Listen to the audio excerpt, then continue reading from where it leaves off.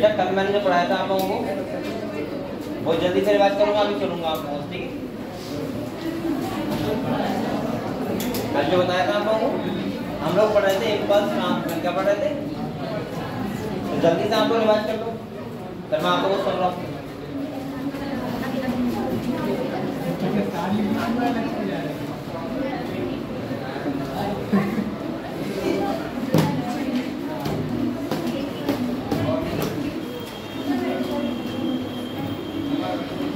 हम लोग कल पढ़ रहे थे बेटा इम्पल्स का ट्रांसमिशन थ्रू एक्सोलेमा, ठीक है, एक्सॉन के।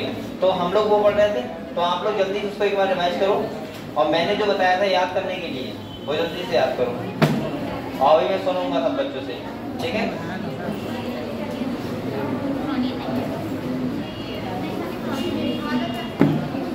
हम लोग पढ़ रहे थे इम्पल्स का ट्रांसमिशन, ठीक है, और किसके ऊपर? एक्सॉन यानी कि एक्सोलेमा। ये कैसे भाग रहा है बेटा पीछे? कोई बात नहीं यार, तुम दोनों लोग ले जाओ पीछे, नहीं यार आना तो यार अरे वो आ रहे मेरे साथ है, वो तो बहुत बैठना है, बैठेंगे कहाँ से? अरे 5 लोग बैठते हैं। जल्दी से रिवाइज करो उसको, फिर हम लोग अगले बढ़ेंगे। मैंने आप लोगों को ब्रेन के बारे में बता दिया है, और आज हम लोग जो पढ़ रहे थे कल, वो पढ़ रहे थे इम्पल्स का ट्रांसमिशन। तो उसके बारे में मैंने कल कुछ पॉइंट लिखवाए थे आप लोगों को कॉपी पे, वो एक बार जल्दी से रिवाइज कर लो। क्या क्या लिखवाया था कल? मैंने कहा था इम्पल्स का ट्रांसमिशन होता है, वहां पे 3 फेज होते हैं। एक कौन सा होता है? पोलराइजेशन, दूसरा होता है डीपोलराइजेशन, और तीसरा होता है रीपोलराइजेशन। मैंने कहा था पोलराइजेशन जब डीपोलराइजेशन होता है, और जब डीपोलराइजेशन से द्वारा अगले बढ़ेगी इम्पल्स, तो वो फेज को क्या करना पड़ेगा? रीपोलराइजेशन। तो क्या कंडीशंस होती हैं वो देखो नीचे।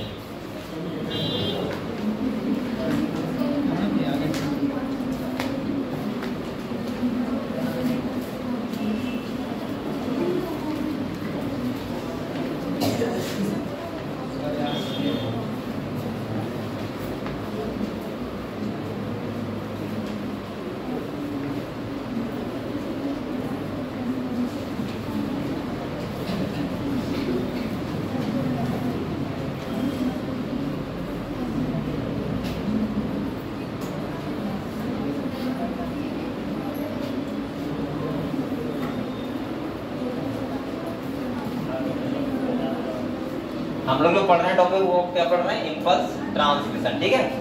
कल मैंने समझ लो और सब चलना है ना, ठीक है। इम्पल्स ट्रांसमिशन में मैंने आपको ये बताया था बेटा, मैंने कहा था एक एक्सॉन होता है, क्या होता है? एक्सॉन होता है। उसके बाद मैंने कहा था यहाँ पे क्या होती है? माइलिन शीथ होती है। क्या होती है? और माइलिन शीथ के बीच बीच में गैप होता है, उसे बोलते हैं नोड ऑफ रैनबियर, यही तो बोलते हैं। मैंने कहा था नोड ऑफ रैनबियर होता है, वहां पे जब भी कोई इम्पल्स आगे ट्रांसमिट होती है तो हमेशा आयंस का क्या होता है? एक्सचेंजमेंट, सही है, पॉजिटिव और नेगेटिव। तो मैंने कुछ कंडीशंस बताई थी। मैंने कहा था ये बेटा उसके अंदर क्या होता है? एक्सोप्लाज्म होता है। क्या होता है? और जो आयंस का एक्सचेंजमेंट होगा वो कहाँ होगा? यहाँ, सही है। और यहाँ पे क्या होते हैं? पंप और गेट होते हैं। मैंने कहा था सोडियम पोटेशियम पंप होते हैं, और सोडियम पोटेशियम, सोडियम गेट और पोटेशियम गेट होते हैं।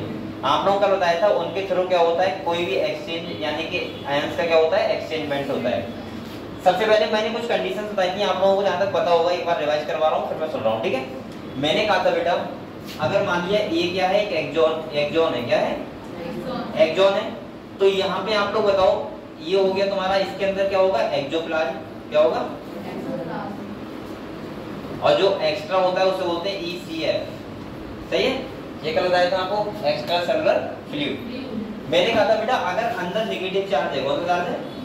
और बाहर कौन सा है? तो ये कौन सी स्टेज होगी? ये स्टेज जो होगा वो होगा पोलराइजेशन, ठीक है। और इसी को हम लोग कौन सा फेज बोलते हैं? Resting phase. आप लोग बोला करो, इससे आपको रिवाइज हो जाएगा। इसे हम लोग बोलते हैं बेटा रेस्टिंग फेज बोलते हैं, ठीक है। ये हम लोगों ने कल पढ़ा था। इसके बाद मैंने कहा था, अगर पोलराइजेशन जब कोई इंपल्स हम लोग थ्रेशोल्ड वैल्यू होती है -55 मिलीवोल्ट, अगर हम लोग कोई इंपल्स को मैं जैसे छूऊं अपने आप को, ठीक है, तो मैंने क्या किया, एक इंपल्स को रिसेप्टर द्वारा इंपल्स होगी ट्रांसफर, और मैंने कहा था इसमें क्या होता है, जब अंदर होंगे पॉजिटिव आयन और बाहर क्या हो जाएंगे नेगेटिव, तो इस वाली स्टेज को क्या बोलते हैं बेटा, इसको बोलते हैं डीपोलराइजेशन। और आप लोग बताओ इसी को हम लोग क्या दूसरे स्टेज नाम क्या ले सकते हैं, एक्शन फेज, ठीक है, एक्शन फेज। अब आप लोग बताओ अगर ये इंपल्स ट्रांसमिट अब अगली होगी तो ये वाली स्टेज जो पोलराइज वो डीपोलराइज है, इसको क्या करना पड़ेगा, रीपोलराइज, क्या करना पड़ेगा। इसका मतलब ये है कि हमें फिर से ये वाले आयंस अंदर आने चाहिए, माइनस और प्लस कहाँ जाना चाहिए, बाहर। तो इसका मतलब ये कौन सा स्टेज हो गया, वैसे ये होना यहाँ चाहिए ना, लेकिन मैं शो कहाँ करवा रहा हूँ, यहाँ पे। तो इसको बोलते हैं क्या, रीपोलराइजेशन। आप लोग बताओ ये बात समझ गए, आप लोग तीनों स्टेज समझ गए, ये क्लियर हुआ। अब आप लोग, मैंने कुछ कंडीशन बताई थी, मैंने कहा था बेटा अगर डीपोलराइजेशन स्टेज है, कौन सी है वो, सॉरी पोलराइजेशन स्टेज है, तो उस टाइम पे मैंने या फिर मैंने कहा था रेस्टिंग फेज होता है जब, अगर रेस्टिंग फेज है तो मैंने कहा था एक्सोप्लाज्म यानी कि अंदर। आप लोग बताओ कौन से आयन ज्यादा होंगे, पोटेशियम आयन ज्यादा होंगे, सोडियम आयन क्या होंगे कम। आप लोग बताओ इस स्टेज में बाहर क्या होंगे, सोडियम आयन ज्यादा और पोटेशियम आयन कम। ये आपको कंडीशन ध्यान रखनी है, और कोई क्वेश्चन आपका गलत नहीं होगा। अगर कभी क्वेश्चन आ भी जाए, आपको लग रहा है कि पूरे पेपर में 3-4 क्वेश्चन ऐसे हैं, हाँ अगर लग रहा है तो आप लोग एक बार ऐसे बना लिया करो, जरा सी लगेगी, नेगेटिव नेगेटिव पॉजिटिव पॉजिटिव। आपको बताया बेटा ये क्या होती है, नेगेटिव चार्ज प्रोटीन होती है, ठीक है, इस तरह से नेगेटिव चार्ज है। अब आप लोग बताओ, लेकिन ध्यान रखना जिधर सोडियम आयन होंगे ज्यादा उधर हमेशा कौन सा चार्ज होगा, पॉजिटिव। कौन सा होगा, पॉजिटिव। अब आप लोग देखो यहाँ पे सोडियम आयन बाहर ज्यादा है, पोटेशियम आयन क्या है कम, और अंदर बेटा पोटेशियम आयन ज्यादा है, सोडियम आयन क्या है कम। समझ गए आप लोग। जब डीपोलराइज स्टेट होता है तो अंदर कौन से आयन ज्यादा होते हैं, सोडियम आयन, और कम क्या होते हैं, पोटेशियम आयन। और बाहर आप लोग बताओ क्या ज्यादा होंगे, पोटेशियम आयन और सोडियम आयन कम। अगर ये कंडीशन आप लोगों को पता है, सही है, तो फिर अच्छा एक बात, हाँ ये कंडीशन अगर आपको पता है तो आपको कोई क्वेश्चन गलत नहीं होगा। बस इसके बाद आपको पता है पोलराइज से कौन सी चीज आती है, डीपोलराइज। क्लियर हुआ इतना। तो कल हम लोग इसके बारे में पढ़ रहे थे ना, तो मैंने आप लोगों को, अब मैं आपसे कुछ पूछूंगा, आप लोगों को बताना है, बताओगे, तैयार हो सब लोग, इधर मत देखना, ठीक है। बताओ सब, तुम बताओ बेटा, ये बताओ रेस्टिंग फेज होता है जिसको दूसरे नाम से क्या बोलते हैं, पोलराइजेशन या डीपोलराइजेशन, पोलराइजेशन, ठीक है। चलो तुम बताओ, पोलराइजेशन स्टेज होती है उसमें अंदर सोडियम आयन ज्यादा होते हैं, पोटेशियम आयन, और सोडियम आयन कम होते हैं, ठीक है। और बाहर क्या होगा, सोडियम आयन ज्यादा और पोटेशियम आयन कम। पता है हम लोगों को, ये पहली कंडीशन हो गई। दूसरी आप बताना बेटा, ये बताओ जब रेस्टिंग फेज होता है तो अंदर नेगेटिव चार्ज होता है, पॉजिटिव, अंदर नेगेटिव, यानी कि एक्सोप्लाज्म में कौन चार्ज होता है, नेगेटिव, ठीक है। चलो अगले बढ़ो। इसके बाद अब मुझसे मत कहना मैं इधर क्यों देख रहा हूँ, मैं ये देख रहा हूँ कि तुम लोग इधर तो नहीं देख रहे हो, मैं दुकाया तो पढ़ाऊँ कैसे। इसके बाद बताओ, तुम बताओ बेटा, तुम्हारा नाम क्या है, पलक पांडे, पलक सागर है, एक पलक पांडे आती थी ना यार, पलक सागर। बताओ जो दूसरा डीपोलराइजेशन होता है उसे एक्शन फेज बोलते हैं ना, तो एक्शन फेज में अंदर पॉजिटिव आयन ज्यादा होते हैं, नेगेटिव, अंदर मतलब एक जो पॉजिटिव और बाहर क्या होंगे, नेगेटिव। तो सब लगभग सबको पता है, ये बताओ अब आरती बताइए। ये बताओ जो नोड ऑफ रेनबियर होता है, सही है, वहां पे आयंस का एक्सचेंजमेंट होता है, सही है। अब आप लोग ये बताओ, वहां पे तो होता है, पता है आप लोगों को, ठीक है। तो मुझे ये बताओ, सोडियम पोटेशियम पंप या फिर सोडियम गेट पोटेशियम गेट, दो टाइप के रास्ता होते हैं जहां से आयंस का एक्सचेंजमेंट होता है। तो तुम ये बताओ कि एनर्जी खर्च कहाँ पे होता है, किसमें, अरे कॉन्फिडेंस से बोलो, ऐसा नहीं मुझसे पूछ लीजिए जैसे, हाँ कॉन्फिडेंस से बोलो, किसमें एनर्जी खर्च होता है, हाँ ये पूछ रहा हूँ। पंप कोई किसमें होती है, गेट्स में होती है, बरसात सही कह रही है। मैं ये बोल रहा हूँ, देखो सोडियम पोटेशियम पंप होते हैं और सोडियम गेट पोटेशियम गेट होता है। ये बताओ एनर्जी की रिक्वायरमेंट कहाँ होती है, अब रुक जाओ, एक करके बोलो। गेट में तुम दोनों कह रहे हो, अगली वाली सीट पे आ जाओ। तुम चारों लोग क्या बता रहे हो? किसमें? पंप में। और सोडियम पोटेशियम गेट में नहीं होती है। चार लोग सहमत हो या ऐसे खाली हाँ कर रहे हो? तुम बताना बेटा, चारों अगले जैसे ही कह रहे हैं पीछे वाले। गधों, पंप में एनर्जी रिक्वायरमेंट होती है और गेट में नहीं होती है। ये बात ध्यान रखो ऐसे क्वेश्चन, ठीक है? क्योंकि एक गेट जो होते हैं, गेट वहां पे हाई कंसंट्रेशन टू बस, ठीक है? ये क्लियर याद रखो, ठीक है? तो आप लोग ये बताओ, ये बात समझ गए बेटा? ये समझ गए? चलो अगले पीछे बताओ, तुम बताओ बेटा। ये बताओ, नहीं मैं इससे पूछ रहा हूँ, ब्लैक शर्ट। ये बताओ बेटा, ये बताओ रिपोलराइज होता है? रिपोलराइज से रिपोलराइज होता है, तो वहां पे ये बताओ अभी वो तो मैं समझाया नहीं, जब समझाऊंगा। लेकिन ये बताओ अंदर कौन से आयन ज्यादा होते हैं रिपोलराइज में? नेगेटिव या पॉजिटिव? नेगेटिव ज्यादा होंगे, देख लो आराम से। इसके बाद बाहर क्या होंगे? पॉजिटिव। सही है? चलो बेटा, सब लोगों को ये पता है? ये बताओ, इतना इतना क्लियर है सब लोगों को? एक बार जल्दी से याद रिवाइज कर लो। अगर किसी को डाउट हो फिर मैं अगले स्टार्ट करूँ, ठीक है? करो जल्दी से रिवाइज। और आप लोग बेटा मेहनत से पढ़ाई करते रहो बस।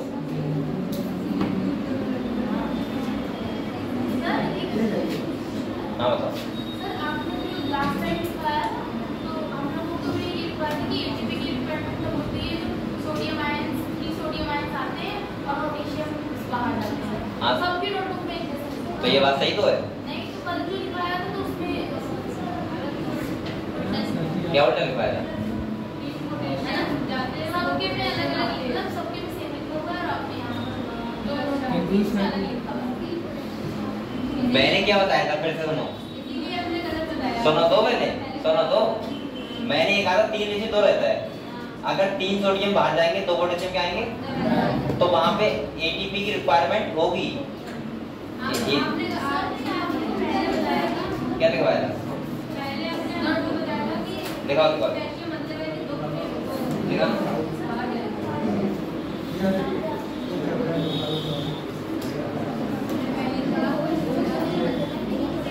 सबकी नोटबुक में सेम लिखा है। बताओ तो क्या? ये 3 सोडियम अंदर जाएंगे 2 पोटेशियम बाहर जाएंगे। और क्या?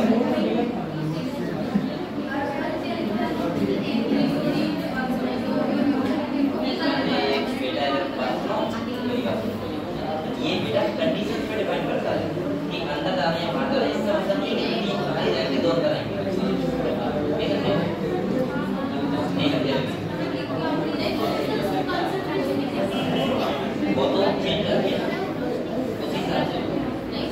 मतलब ए बोलो तो मैं इसका क्या कर दूं? ये जो है नहीं 3 सोडियम बाहर, ये यहां लगोगा कि जब जाएंगे या अंदर जाएंगे बाहर जाएंगे तो हमेशा 3 सोडियम है और भी मेरे 2 सोडियम पोटेशियम बाहर आएंगे अंदर। बस ये कहना चाह रहा हूं।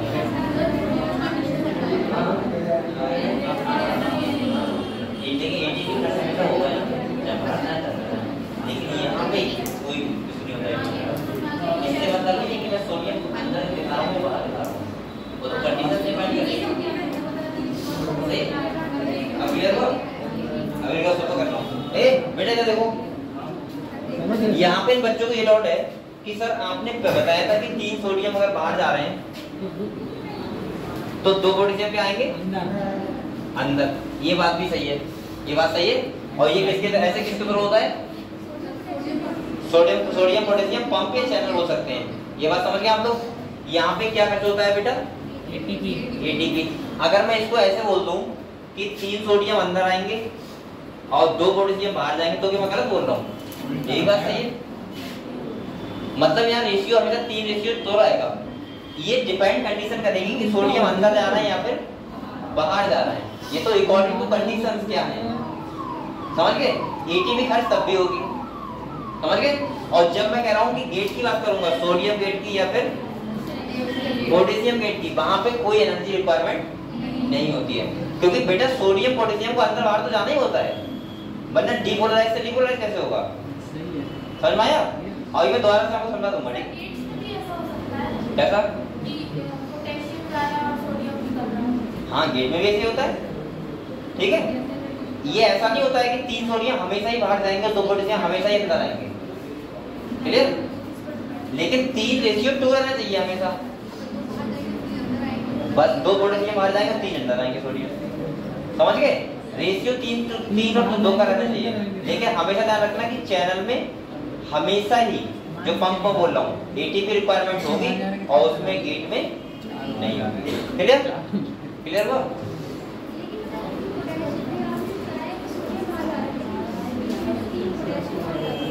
किसमें किसमें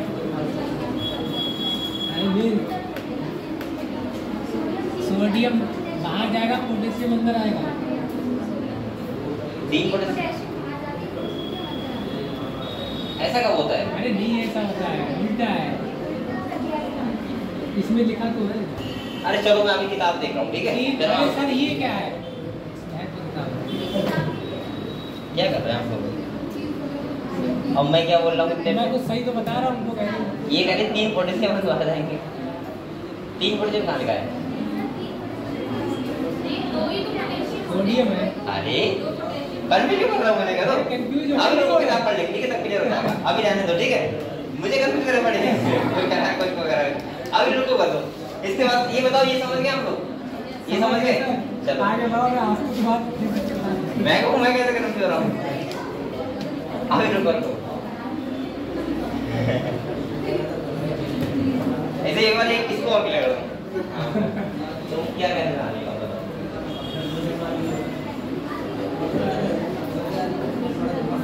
मिठाई के डिब्बे बैठ रहे थे।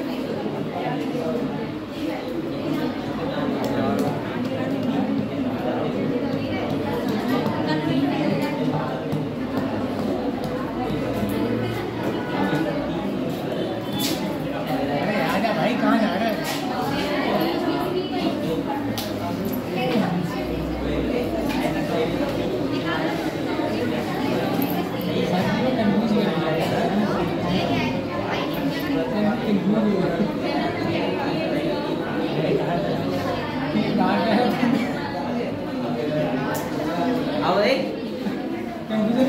उसके भी कन्फ्यूज होगी, ठीक है?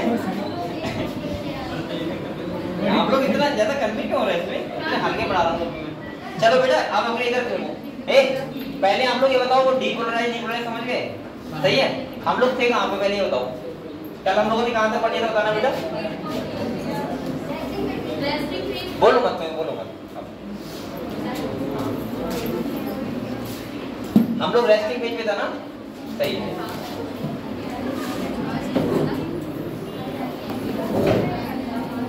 अभी मैं लाइन टू लाइन आपके सारे डॉट क्लियर कर दूंगा, टेंशन ना लो, ठीक है?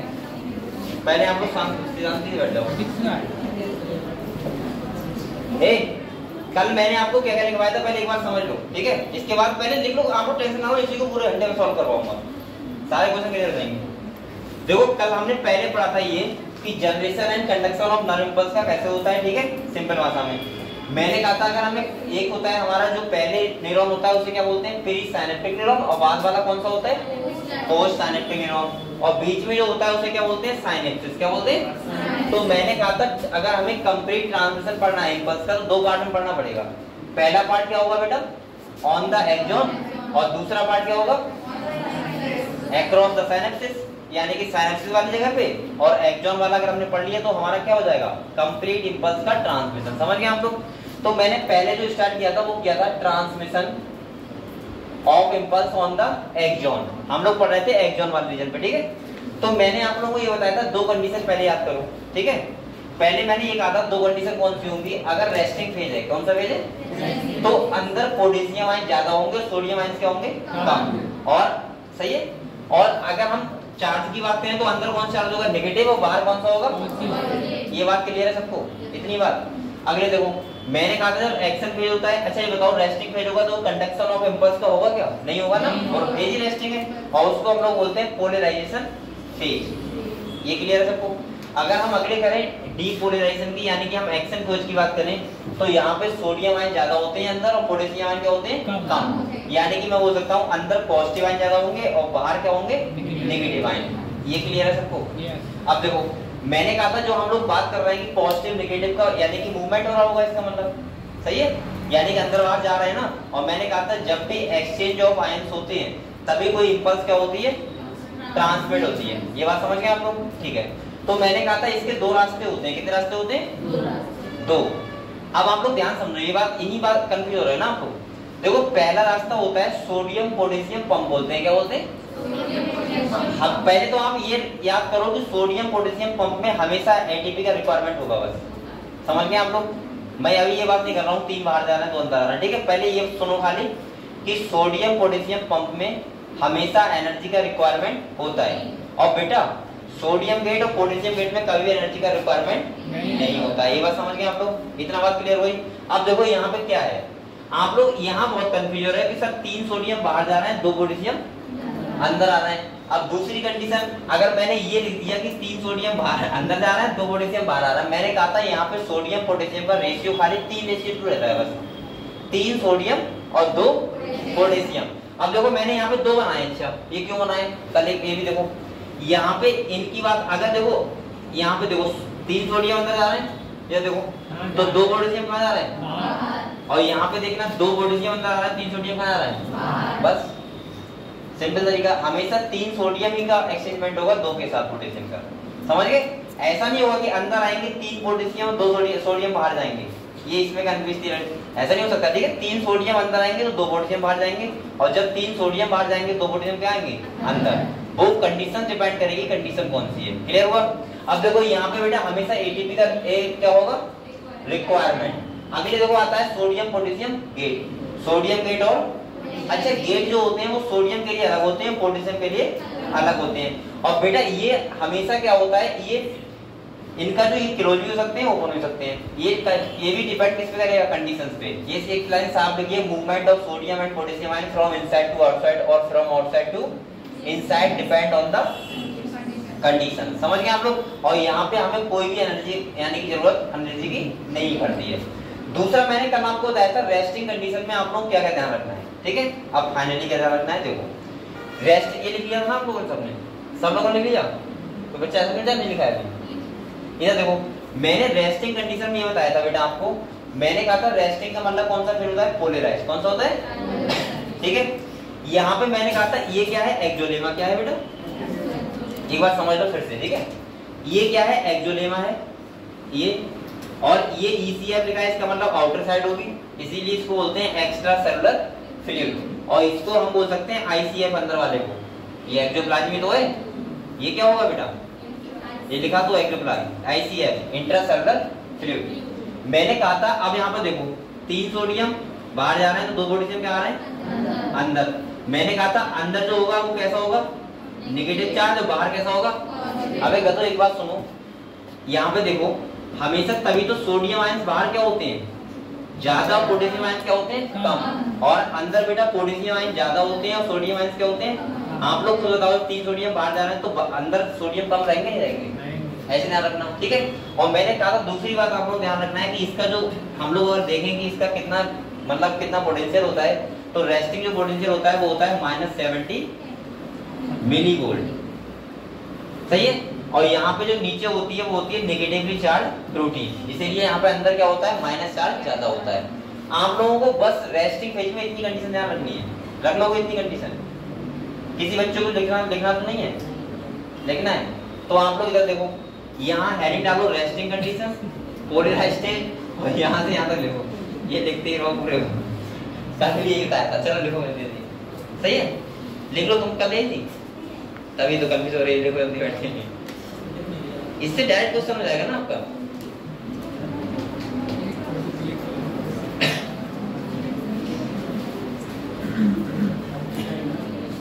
और डेली आएगा, तुम डेली नहीं आती हो, चलो ठीक है।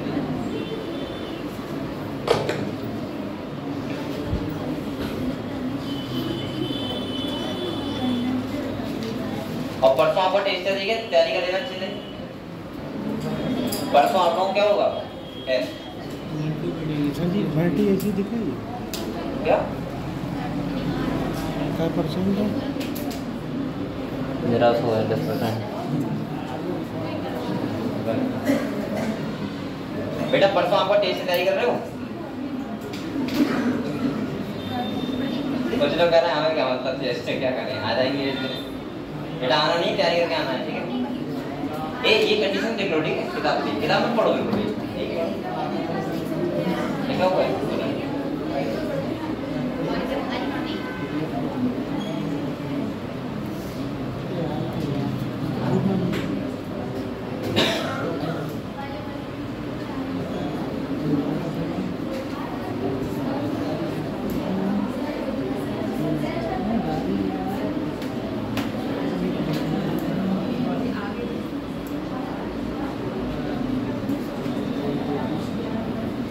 बातें करने लगी, बातें मत करो, इसके से मत करो। आप लोग एनसीईआरटी लेके आते हो, सबको रीड करा करो तब तक। एनसीईआरटी के बारे में तुम्हारा एक भी मिनट बेकार नहीं जाना चाहिए, ध्यान रखना।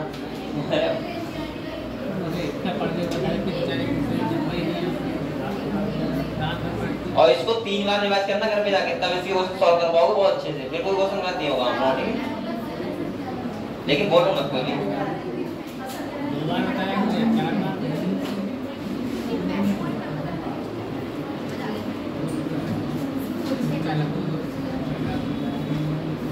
अब तो ठंडी पड़ने लगी एक्चुअली।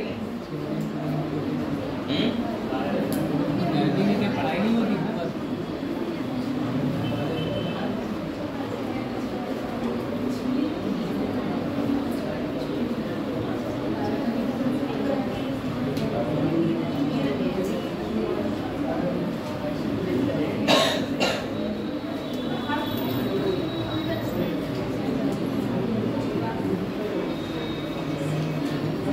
बेटा ये लिख दिया आप लोगों ने, अभी गाना क्या स्टार्ट किया है। और एक यहाँ पे एक लाइन और लिख लेना आप लोग नहीं लिखोगे। सब लोग सुनो, यहाँ आप लोग एक बात और लिख लो, देखो बोथ गेट्स, इस कंडीशन में क्या होते हैं, गेट दोनों क्लोज होते हैं, तो देखो बोथ गेट्स आर क्लोज। बेटा ऐसे क्वेश्चन आएंगे, ध्यान रखना। रेस्टिंग पेज में क्या होता है, both gates are close.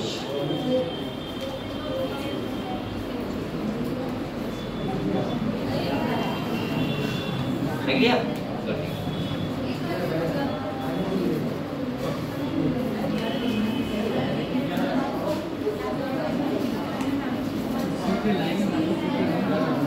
Resting page में क्या होता है बेटा, गेट क्या होते हैं, क्लोज। और गेट क्लोज होंगे क्या, तो तभी ऐसा बन पाएगा। अगर एक क्लोज में चेंज आ गए तो ये क्या हो जाएगा, ये इंपल्स ट्रांसफर हो गई। ये बोल कौन रहा है?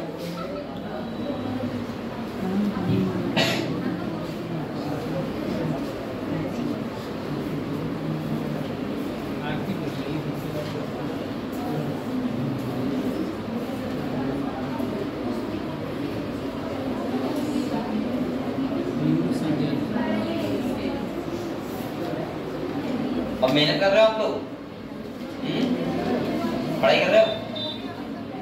यहाँ पे ऐसा होना चाहिए जो पढ़ाई नहीं करता करता है। मैं नहीं करता। तू नहीं करता है, क्यों?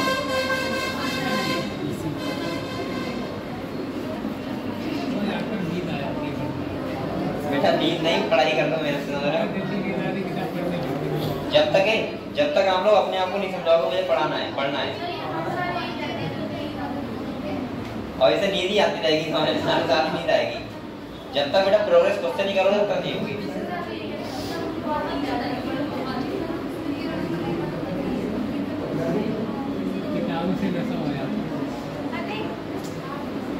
जैसे किताबों से नशा होता है। तुमसे अच्छी लड़कियां बेचारी इतनी मेहनत कर रही हैं।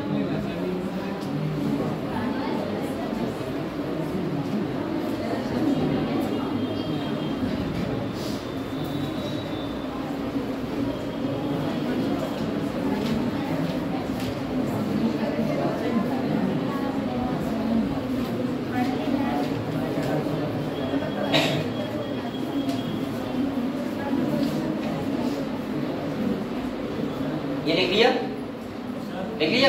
चलो अब बेटा देखो दूसरी कंडीशन, इधर देखो आप लोग। अब आप लोग एक हेडिंग डालो, जनरेशन ऑफ इंपल्स, उसके नीचे अब तो सही बच्चे डालो जनरेशन ऑफ इंपल्स। अब क्या होगा, इंपल्स का जनरेशन कब होगा, ठीक है। अभी तो रेस्टिंग फेज था, तो जनरेशन ऑफ इंपल्स कब होगा वो मैं समझा रहा हूँ। हेडिंग डालो जनरेशन ऑफ इम्पल्स।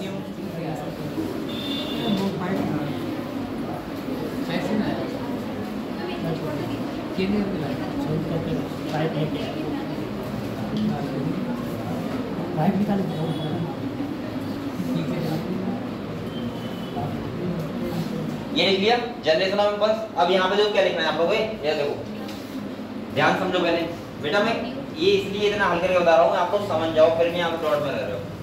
अब यहाँ पे देखो आप लोग, जब जनरेशन ऑफ इम्पल्स होता है तो कब होगा, जब हम लोग इम्पल्स के लिए एक पोटेंशियल होता है थ्रेशोल्ड पोटेंशियल, क्या बोलते हैं उसे, यानी कि लिखा हुआ है, कहाँ लिखा हुआ है, ये लिखा हुआ है थ्रेशोल्ड वैल्यू, ठीक है।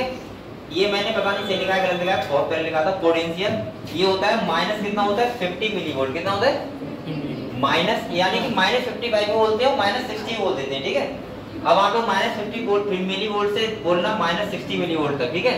दूसरा देखो यहाँ पे बेटा मैंने ये काटा हुआ है, इसका मतलब ये है कि यहाँ पे चैनल क्या रहते हैं क्लोज, वो सॉरी पंप, हाँ वही बात है, पंप क्लोज हो जाएंगे और गेट सोडियम गेट क्या हो जाएगा ओपन।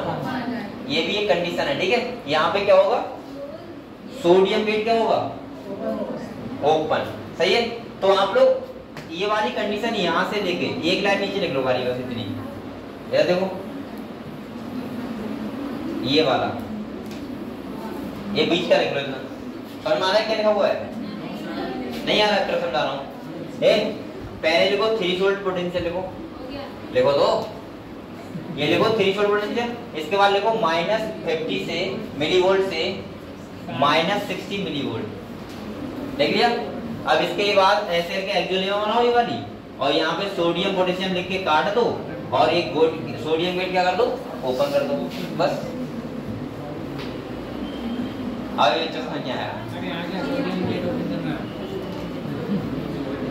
सुनो सुनो, ये एक्सोलियम है क्या है बेटा, सोडियम पोटेशियम में लिखा हुआ है, इसको कट कर दो ऐसे बना के, या रहने दो बस, तुम तो गधे हो। और यहाँ पे आप लोग क्या बनाओ बेटा, पोटेशियम गेट, और पोटेशियम कहाँ है अंदर, अरे गधो तभी तो अंदर पॉजिटिव चार्ज होगा, नहीं होगा। और यहाँ पे लिख दो पंप क्लोज, बस इतनी लिख दो, क्या लिखो पंप क्लोज। ये सोडियम गेट है बेटा, ये अंदर की तरफ ऑन हो रहा है, ध्यान रखना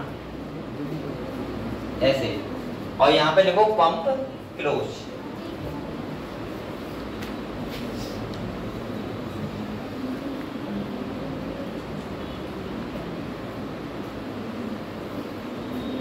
देख लिया, देख लिया,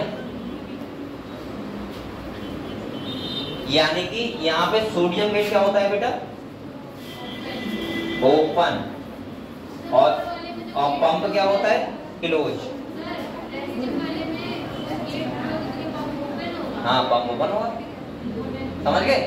अब अगले देखो बेटा, इधर देखो एक लाइन लिखी हुई है पहले, अरे वो मत लिखो तुम लोग, खाली एक्स्ट्रा वो करते हो। इधर देखो यहाँ पे क्या लिखा हुआ है, कह रहा है stimulus which increase the potential up to the threshold value, कितना होता है minus 55 millivolt, value change into किसमें इम्पल्स में, otherwise not change into the impulse.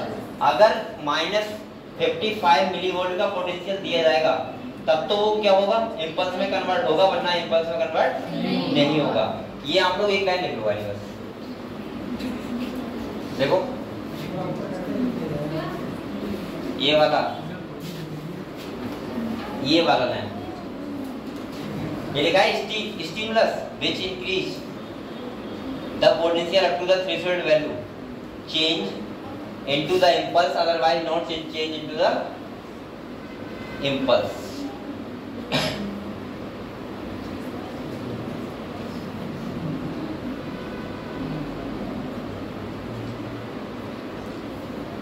अब मैंने गलत लिखा है, यहाँ पे सब लिखा हुआ था वैसे नीचे अच्छे तरीके से। आज मैं लिखवाता रहूंगा, आप टेंशन ना लो। अरे कभी हाथ चला लिया करो, खाली बैठो तेरे बैठे रहते हो। वो नहीं तो हाथ क्या चला, मैं नाटक क्लिक करता है।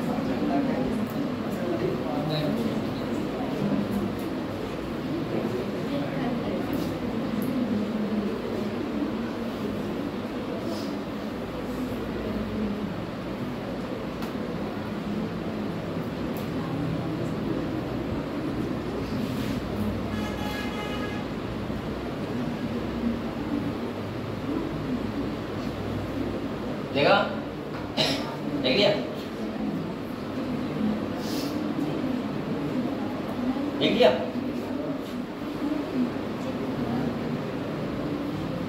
अब आप लोग देखो इधर, ये लिख लिया, नहीं लिखा है?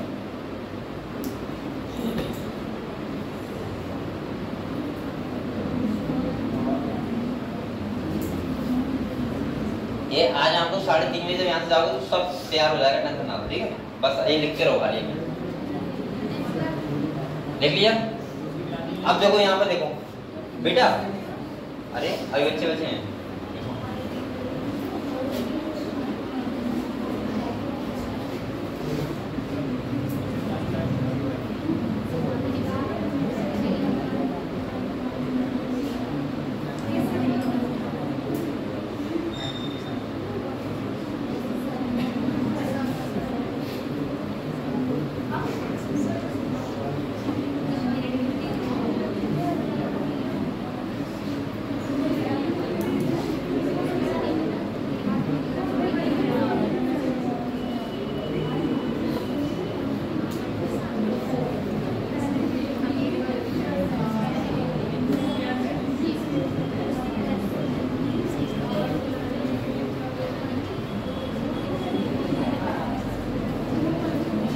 होशियार वाला है, मतलब देख के बातें करने लगते हैं, बताते नहीं है। इधर देखो, अब ये आप लोग बताओ बेटा, इधर देखो एक्शन पेज की मैंने कंडीशन अभी क्या बताई थी, अब बोलो मत। इधर देखो एक्शन पेज का मैंने ये बताया था, ये क्या है, एक्जुलेमा है, क्या है?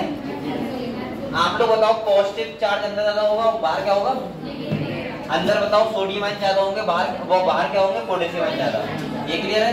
और यहाँ पे एक बात ध्यान रखना बस कि इसका जो सोडियम बेड होगा वो क्या होगा? ओपन, और वो के चैनल क्या होंगे? क्लोज। पंप यानी कि चैनल क्या होंगे? क्लोज। और दूसरा बेटा इसका जो वोल्ट एक एक्शन पोटेंशियल होता है वो होता है +40 मिलीवोल्ट। कितना होता है? +40 मिलीवोल्ट। तो आप लोग ऐसा करो,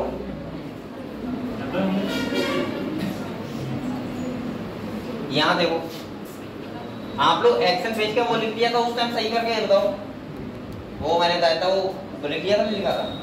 अगर नहीं लिखा ये वाला, ये बीच वाला पोर्शन अगर लिख लिया है तो ये वाला चीज मत देखो। तो यहाँ पे ऐसा करो, वहीं पे अब देखो यहाँ पे क्या लिखना है। आपकी हेडिंग पड़ी हुई है ना, आप लोग हेडिंग डालो एक्शन फेज, हेडिंग डालो एक्शन फेज,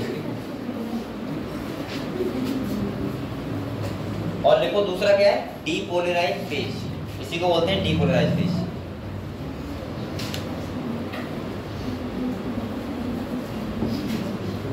सही है? अब यहाँ पे समझो चीजें पहले।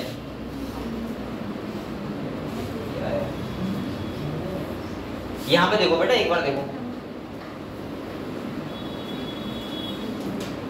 मैंने आपको रेस्टिंग फेज का बता दिया, ठीक है? अब मैंने बताया कि जनरेशन ऑफ इंपल्स कैसे होगा, थ्रेशोल्ड वैल्यू कितनी होनी चाहिए? -55 मिलीवोल्ट, ठीक है? अब एक्शन डीपोलराइजेशन कैसे होगा? देखो यहाँ पे ये क्या है बेटा? एक्जुलेमा है, क्या है? आप लोगों को पता है अंदर पॉजिटिव चार्ज ज्यादा होगा, बाहर कैसा होगा? Negative charge. इसके बाद अंदर सोडियम आयन ज्यादा होंगे, बाहर क्या होंगे? पोटेशियम आयन ज्यादा। और दूसरा आपको पता है सोडियम गेट क्या होगा? ओपन, और जो तुम्हारे पंप होगा वो क्या होगा? क्लोज। क्लियर? ये कंडीशन होती है किसी भी किसकी? एक्शन फेज की। अब दूसरा बात सुनो, अगर मैं कंप्लीट प्रोसेस बताऊं तो देखो यहाँ पे ये वाली कंडीशन जो है, अब आपको ध्यान देखना, ये वाली कंडीशन कौन सी है? रेस्टिंग फेज की। कौन सी है बेटा? Resting phase. इसके बाद ये वाली है डीपोलराइजेशन फेज की, यानी कि एक्शन फेज की। यहाँ पे देखो क्या है? ये वाली, और ये वाली जो कंडीशन है, ये वाली, ये होता है रीपोलराइज। क्या होता है? रीपोलराइज। रीपोलराइज में एक बात ध्यान रखना है आपको, हमेशा पोटेशियम गेट क्या होंगे? ओपन, और वो भी कैसे होंगे? बाहर की तरफ। क्लियर? और तो आप लोग खाली ये वाला फेज लिख लो, एक्शन फेज का पूरा हिसाब किताब, और बकाया आप लोग रहने तो फिर इसके बाद हम पॉइंट्स पढ़ेंगे, ठीक है? क्या क्या है?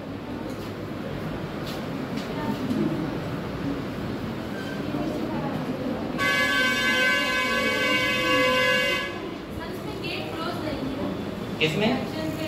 हाँ,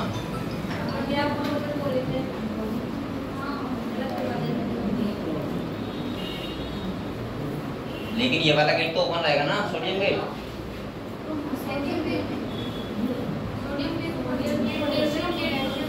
क्लोज रहेगा बस।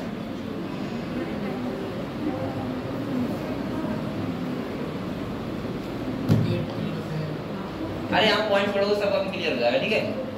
ज्यादा कुछ ध्यान मत रखो, बस ये ध्यान रखो कौन से पेज में क्या कंडीशन है बस। और इसके 10-15 क्वेश्चन लगाना सब क्लियर हो जाएगा फिर जाके। और आप लोग क्वेश्चन अगर आपको टॉपिक लगा करें कि मतलब खुद से तुम्हें लग रहा है कि कोई डाउट रह रहा है तो उसको क्वेश्चन लगा लिया करो सबसे अच्छा, कि कैसे कैसे क्वेश्चन वो कैसे बना रहा है, ठीक है। सब लोगों के पास एमटीजी है?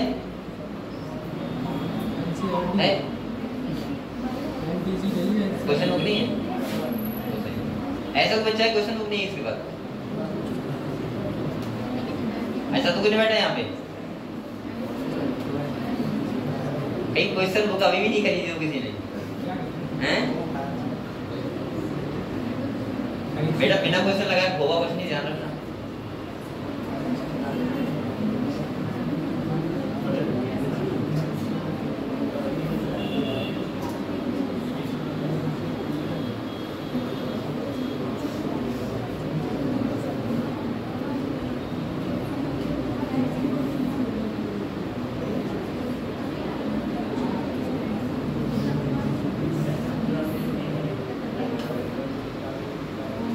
ये वाली कहानी निकली, देखो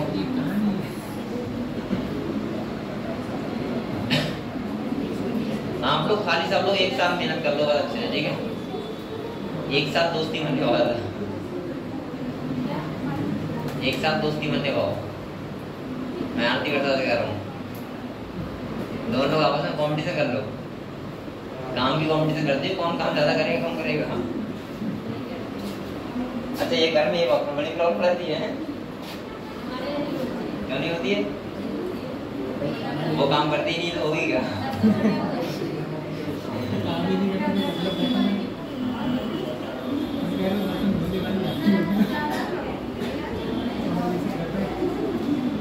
कौन करता है काम? बाहर आती काम करती ही नहीं है।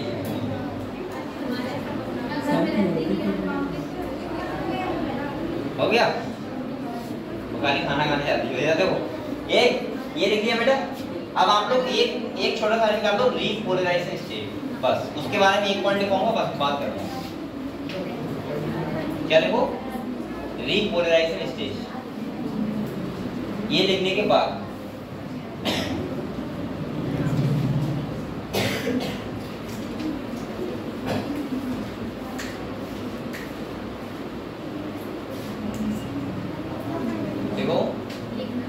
रीपोलराइजेशन स्टेट हेडिंग डालो।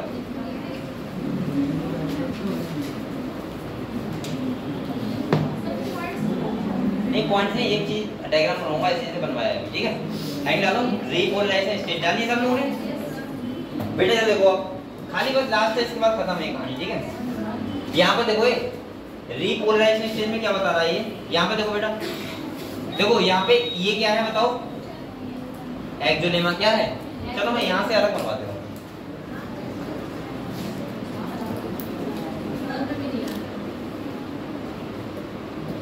आप लोग ये क्या है बेटा? एक्सोलेमा। ये बाहर क्या होगा? ECH, और अंदर क्या होगा? ये हम बोल सकते हैं एक्सोप्लाज्म। क्या बोल सकते हैं? और ये क्या है? एक्सोलेमा, ठीक है। ये कंडीशन बताता हूँ। एक्सोलेमा का मतलब है एक्सॉन की मेम्ब्रेन, ठीक है। यहाँ पे खाली ये लिखना, ये आप लोग बना दो इतना। ये क्या है? गेट है, और ये पोटेशियम गेट होगा। कौन सा होगा? और ये कैसे होगा? आउटसाइड। कैसा होगा? आउटसाइड होगा, यानी कि हम बोल सकते हैं पोटेशियम गेट ओपन, और बेटा किधर साइड में? आउटसाइड। क्लियर? क्लियर? और उसके बाद अंदर कौन सा चार्ज होगा बताओ? नेगेटिव। और बाहर कौन सा होगा? बस इतना लिख लो। किसके बारे में? इसके बारे में, ठीक है। रीपोलराइजेशन स्टेट में। और बकाया कुछ भी मतलब को हम लोग 3 कंडीशन मैंने आपको बता दी, बस यही ध्यान रखना।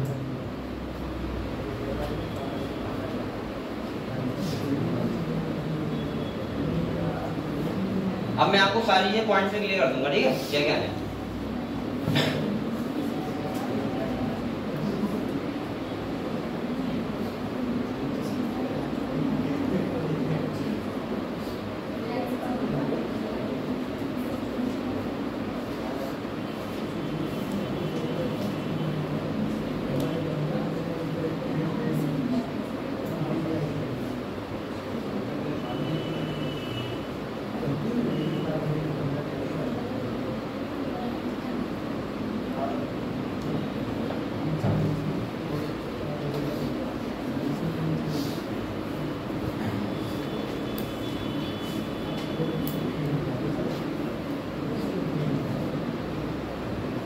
लिख लिया। अब जल्दी से तीनों स्टेज जो मैंने लिखवाई कंडीशन उनको एक बार रिवाइज करो, फिर मैं पॉइंट्स आपको क्लियर कर रहा हूँ, ठीक है? कौन कौन से पॉइंट्स है किताब में लिखे हुए, ठीक है?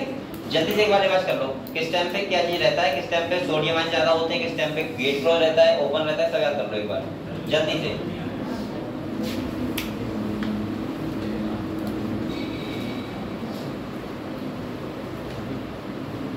करो रिवाइज, क्योंकि बेटा यहीं पे आप कर लोगे बात नहीं कर पाओगे, घर पे जाके सो जाते हो।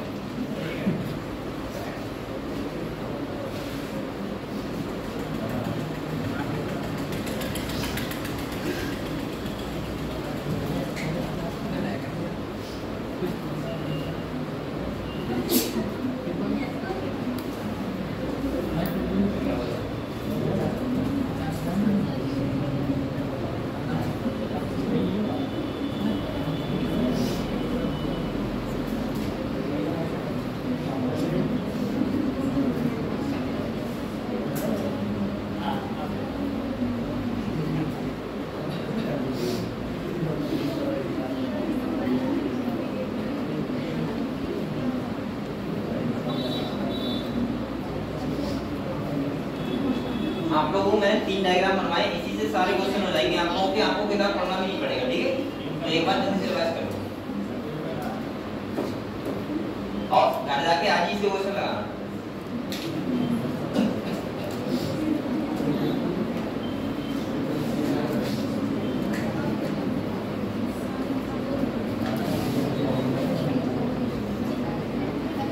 इतना टाइम आप लोगों का क्या करते रहते हैं?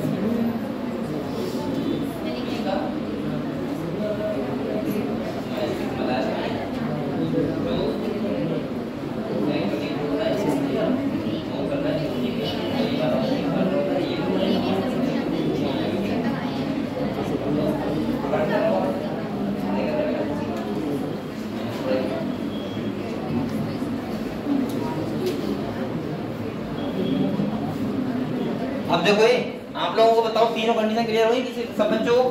अब मैं आपको एक एक पॉइंट से समझा रहा हूँ, ठीक है? कैसे होता है इम्पल्स ट्रांसफर। देखो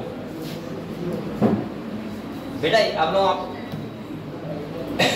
यहाँ पे ऐसा ऑप्शन नहीं होता डायरेक्ट इसमें पहुंच जाओ, कहाँ होगा ये होगा ना? देखो हाँ सही, इधर देखो आप लोग बेटा आप लोग खाली पॉइंट समझेंगे, यहाँ पे इतने पॉइंट लिखे हुए हैं क्या बता रहे हैं, ठीक है? देखो आप लोग को आराम समझना, ठीक है? देखो पहले ये बता रहा है इन द पोलराइज्ड स्टेज, किस बता रहा है? Polarised stage. वैसे आप लोगों को पता है यहाँ पे क्या क्या होता है पोलराइज्ड स्टेज में, यानी कि रेस्टिंग फेज में क्या क्या होता है पता है आप लोगों को? अंदर नेगेटिव चार्ज होगा, बाहर पॉजिटिव चार्ज होगा, अंदर पोटेशियम आयन ज्यादा होंगे, बाहर सोडियम आयन ज्यादा होंगे, पता है आप लोगों को सर? और यहाँ पे पंप क्या होंगे? क्लोज होंगे, और गेट बहुत सारे गेट क्या होंगे? क्लोज होंगे, पंप क्या होंगे? ओपन। अब देखो क्या बता रहा है, movement of ions only occurs by the sodium ion और पोटेशियम पंप के द्वारा होता है, और लिखा है both gates are. First one clear हुआ? किसी कोई डाउट तो नहीं है? रेस्टिंग फेज में क्या होता है? सिंपल इसने बोला है कि सोडियम पोटेशियम पंप क्या होते हैं? ओपन, और दोनों गेट क्या होते हैं बेटा? क्लोज। समझ गए? और इसके एक्स्ट्रा आप लोगों को वो भी बातें बताएं कि कौन से आयंस के कहां ज्यादा है, कौन से चार्ज कहां पे है। क्लियर है? क्लियर हो गया? दूसरा देखो, अब ये दूसरा कंडीशन बता रहा है डीपोलराइजेशन। अब यहाँ पे देखो एक पॉइंट लिखा हुआ है, लेकिन मैंने आपको लिखवा के सारी कंडीशन तैयार करवा दी, वरना आप लोगों को नेगेटिव चार्ज तो ध्यान रहता है, लेकिन उसके अलावा आप लोग बहुत कंफ्यूज होते हो। अगर उसने स्टेटमेंट में कोई क्वेश्चन दे दिया तो आप कंफ्यूज होगे। मैंने कहा था रेस्टिंग फेज की 3 बातें ध्यान रखना बस, सही है? पहला ध्यान रखना कि दोनों जो गेट होंगे वो क्या होंगे? बंद, और पंप क्या होंगे? ओपन। सही है? दूसरा कंडीशन ध्यान रखना कि अंदर नेगेटिव चार्ज और बाहर, और तीसरा कंडीशन ध्यान रखना कि अंदर पोटेशियम आयन ज्यादा और बाहर। बस ये 3 कंडीशन ध्यान रख, दुनिया में कोई क्वेश्चन आ जाए इससे बाहर नहीं आएगा। समझ गए?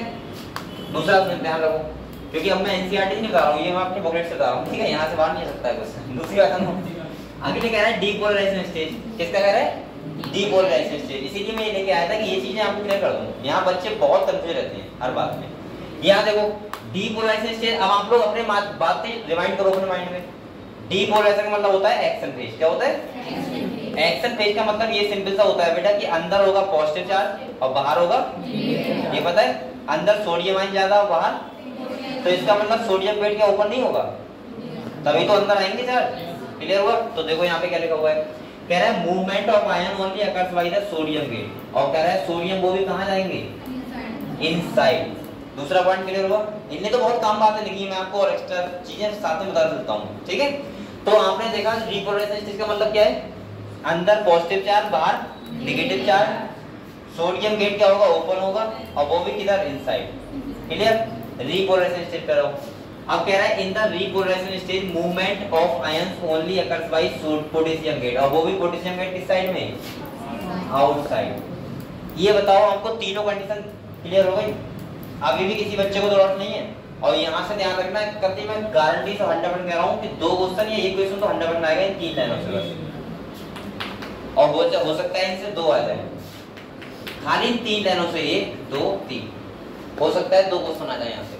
बच्चे बहुत कंफ्यूज आते हैं वहां जाके पेपर में कि कब गेट को ओपन थे, कब गेट क्लोज थे, कब क्या था, आप लोग कंफ्यूज आते हो।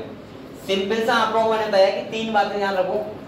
पहली बात रेस्टिंग फेज की, दूसरा बेटा डीपोलराइजेशन, और तीसरा रीपोलराइजेशन। रीपोलराइजेशन ध्यान रखो, पोटेशियम गेट ओपन होता है आउटसाइड, और repolarisation potassium gate outside open होता है, और डीपोलराइजेशन में सोडियम गेट इनसाइड ओपन होता है, और तुम्हारा पोलराइजेशन में दोनों गेट क्या होते हैं, क्लोज। सही है? अभी भी गलत आ रही है, दोनों गेट क्या होंगे, क्लोज, और वहां पे पंप क्या होंगे, ओपन, और चार्ज तो पता है अंदर नेगेटिव और बाहर पॉजिटिव। सही है? डीपोलराइज में अंदर पॉजिटिव और बाहर नेगेटिव, और रीपोलराइज में अंदर नेगेटिव और बाहर पॉजिटिव। ये समझ गए किस टाइम पे कौन से आयंस ज्यादा कम होते हैं। मैंने कहा था रेस्टिंग फेज में क्या होता है, रेस्टिंग फेज में अंदर सोडियम वो पोटेशियम आयन ज्यादा और बाहर सोडियम, और डीपोलराइज में अंदर सोडियम और बाहर पोटेशियम। बस ये 4-5 बातों से आपके 2 क्वेश्चन हो सकता है सही हो जाए नीट में। 100% बता रहा हूं, तो लिख के ले लो 2 क्वेश्चन। इन 4-5 बातें अगर आपको 5-6 बातें बताएं, एक बार आप लोग घर पे जाके इसको जरूर रिवाइज करना, ठीक है? क्लियर हुआ सब बच्चों को? अभी किसी को डाउट है बताओ उसमें, किसी बच्चे को डाउट हो? अब तो बेटा सारी कंडीशन मैं लिखवा दी, ऐसे आप लोग याद कर लो, ठीक है? बस अगले देखो क्या लिखा हुआ है यहाँ पे। अब कह रहा है during transmission of impulse rise in the permeability to the sodium ion through sodium is extremely salted, it is quickly followed by rise in permeability to potassium. अब ये वो बता रहा है कंडीशन डीपोलराइजेशन और रीपोलराइजेशन की। अगले देखो यहाँ पे क्या लिखा हुआ है, within a fraction of second potassium diffuse outside the membrane and restore the resting potential of the membrane at the site of excitation again become ready for further simultaneous। मतलब ये लगातार ऐसा होता रहता है, ठीक है? और एक बात और ध्यान रखो, इंपल्स कैसी वेव होती है, नेगेटिव। कौन सी होती है, नेगेटिव। और दूसरा देखो कह रहा है in the case of no, अब देखो ये दोनों लाइनें पढ़ लो अच्छे से, और चाहे लिख लो ये दोनों लाइनें। क्या क्या देखो बेटा, पहला इंपल्स कैसी वेव है, नेगेटिव, और दूसरा देखो कह रहा है बेटा इन the case of non myelinated nerve fibre. Non अगर माइलिनेटेड नहीं होगी तो जो आयंस का एक्सचेंजमेंट होगा वो कैसे होगा, पूरी उस पे मेम्ब्रेन पे, होल एक्सोलेमा पे, और जब पूरे पे होगा तो कैसा होगा, हल्के। तो देखो क्या कह रहा है, कह रहा है in the case of non myelinated nerve fibre charge develop on the whole axolemma, और इसको बोलते हैं स्मूथ कंडक्शन। क्या बोलते हैं? और दूसरा देखो यहाँ से क्वेश्चन आ चुका है नीट में यहीं से, और दूसरा कह रहा है देखो इन the case of myelinated nerve fibre यानी माइलिनेटेड होगी तो कह रहा है develop only at the node of Ranvier not on the myelinated, और इसको बोलते हैं बेटा जंपिंग कंडक्शन। क्या बोलते हैं? या दूसरे नाम से बोलते हैं सैलिडेटरी कंडक्शन, कूदने वाला कंडक्शन। तो आप लोग ये 3 लाइन लिख लो बेटा इसके नीचे। और ये अगले देखो क्या कह रहा है, jumping conduction is rapid then the smooth conduction. तो ये 4 लाइन लिख लो, बस ये क्लियर हुआ आपको, ठीक है? लिख लो, लिख लो।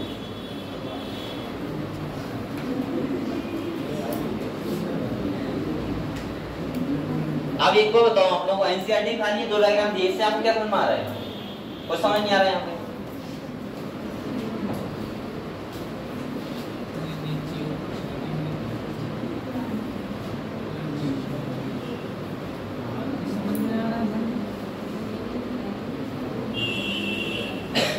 लिखते रहो बेटा, हाथ चला लिया करो थोड़ा ऐसे काम, ऐसे टाइम पे हाथ चलाने चीज अच्छी रहती है हमारी, याद रहती है।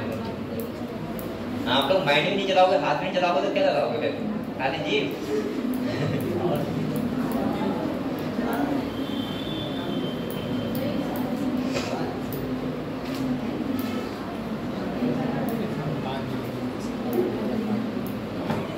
आज ये चैप्टर खत्म हो जाएगा, ये ध्यान रखो। कल से मैं चैप्टर स्टार्ट करवाऊंगा, जो आपका वो करवाऊंगा कौन सा, एंडोक्राइन सिस्टम। कौन सा? तो कल से बेटा छुट्टी मत करना, जो भी बच्चा आज आए इनको बता दूंगा, सही है? क्योंकि नया चैप्टर स्टार्ट होगा, छुट्टी मत किया करो कल। चलो ठीक है, कल मैं रिवाइज करवा दूंगा, ठीक है? बायोमोलिक्यूल्स, ठीक है? और इम्पोर्टेंट बता दूंगा क्वेश्चन। ठीक है, ठीक। पेपर फाइन किसी बनाया है, ठीक है? कितने? कौन सा ने? लेबर वाले जाती है क्या? अबे मतलब देश सरकार जी पेपर बनाएंगे? बनाने का मतलब है उनने सेटलमेंट किया है, मैंने दिया है, समझ में आया? सेटलमेंट मतलब वो होता है। हाँ, मटेरियल मैं बताता हूँ कहाँ से लिखाना है क्वेश्चन।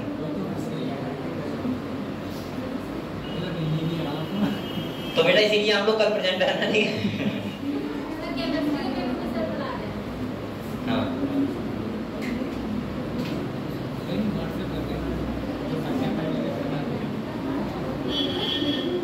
वैसा करा है, मैं व्हाट्सएप करूंगा तो नीट में ऐसे मिल जाएगा तुझे। अगर नीट में मिल जाता तो मैं जरूर कर देता।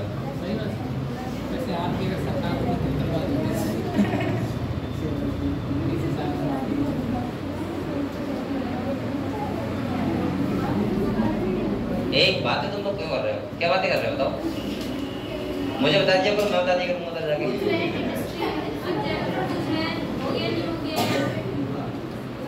तो क्या मुझे बताओ ना, मैं बता तो रहा हूँ। तो तुम लोग करते क्या हो, सलाह देते तो पूछते नहीं क्या? अच्छा ये पूछ रहे हो तुम सब। मैं घर की बातें पूछ रहा हूँ, क्या खा के आई हो क्या नहीं आई हो? आपको पता है? मैंने आज नहीं खाया, नहीं दिया चाय भी नहीं मिला बेटा। तो आपका गलत होगा। आप जाके किसने कह दिया? करवा चौथ के ऊपर और सही बच्चे बेटा मेहनत से पढ़ाई करो, ठीक है? आपकी यहाँ से एक दो सिलेक्शन चाहिए, ध्यान रखना। और मुझे लग रहा है हो भी जाएगा आपके साथ, जो सारे बच्चे हैं उनमें से एक दो का हो जाएगा। मेहनत कर रहे हैं ना बच्चे।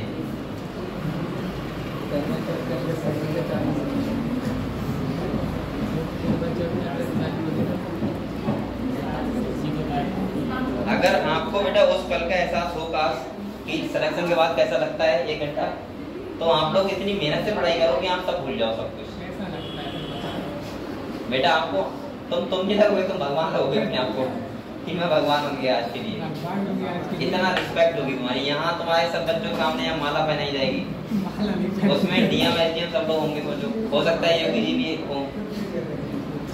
इतना बड़ा रिस्पेक्ट पाने के लिए ऐसा तो नहीं, सो काम तो नहीं चलेगा, मतलब या कोचिंग मिस करके तो नहीं चलेगा। कोचिंग मिस हो जाती है। आप लोगों को इतना रिस्पेक्ट चाहिए कि आप सोच सकते हो कितना रिस्पेक्ट होता है। इतने बच्चों के सामने आपको टीचर्स और तुम्हारे डीएम एसडीएम ये सब माला पहनाए और साथ में क्लैपिंग होती है, कितना मजा आता है। तुम्हारा अखबार में फोटो आया फ्रंट पेज पे, समझ रहे हो? और तुम्हें सारे लोग जानते हो पीलीभीत से लेके पूरे जिले में, डिस्ट्रिक्ट में नहीं बल्कि यूपी में। तो आप लोगों को ऐसा सम्मान पाने के लिए मेहनत तो करनी पड़ेगी। ऐसा तो नहीं लगता कि आप लोग एक सोते और ना कोचिंग मिस करके ऐसा हो जाएगा, ऐसा तो नहीं हो पाएगा। मेहनत करनी होगी और ये तुम्हारे हाथ में है, सोचो ये ऐसा कर सकते हो, ये भी बात सही है। तो इसीलिए आप मेहनत करना स्टार्ट कर सकते हो।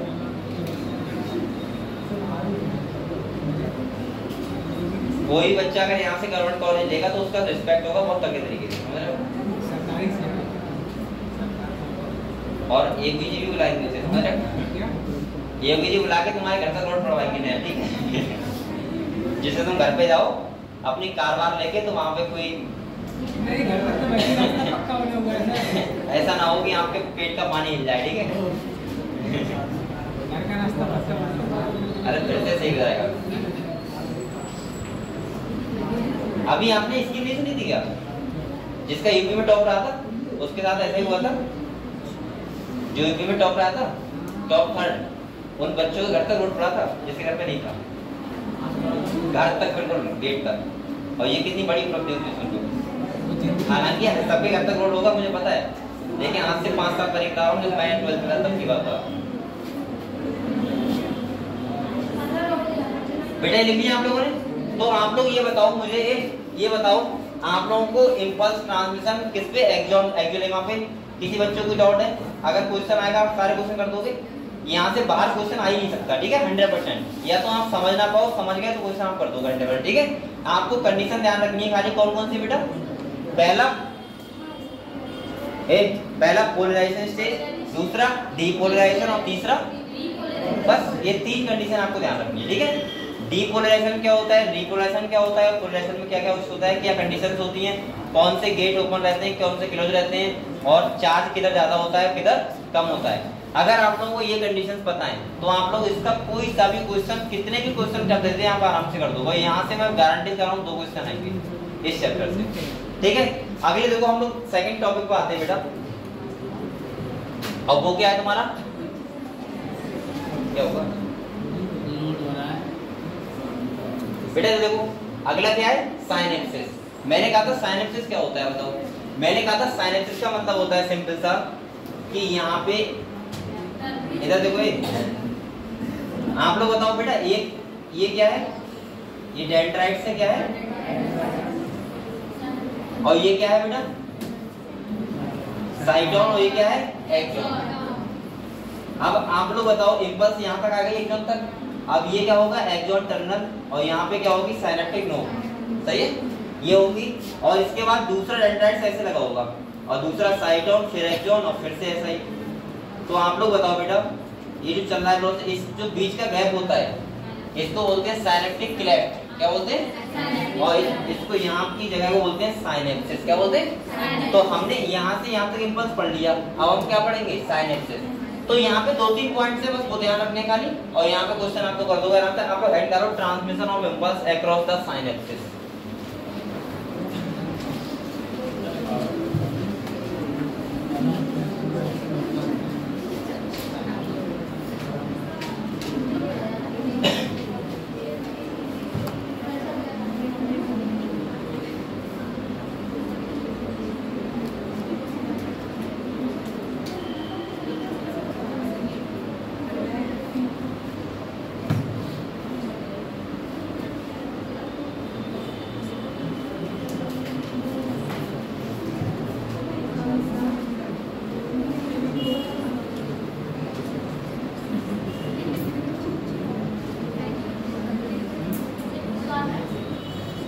हट लिया।